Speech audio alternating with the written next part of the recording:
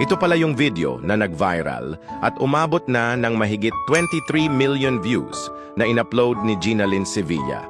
Tampok dito ang isang ama na may kapansanan, ngunit buong tapang na umakyat sa stage para sa pagtatapos ng kanyang anak sa grade 10. Hindi naging hadlang ang kanyang kondisyon para isabit ang medalya ng anak bilang simbolo ng kanyang pagmamahal at suporta.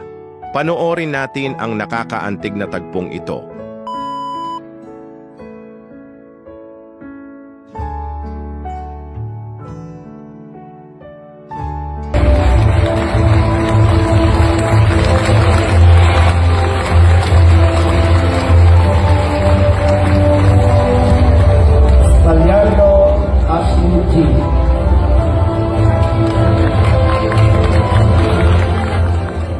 Ito ang tunay na gintong medalya. Hindi lang yung nakasabit sa leeg, kundi yung kwento sa likod nito. Kwento ng isang amang may kapansanan pero hindi sumuko, at isang anak na ginantihan ng sipag at determinasyon ang lahat ng sakripisyo ng kanyang magulang. Hindi hadlang ang kapansanan para itaguyod ang mga anak.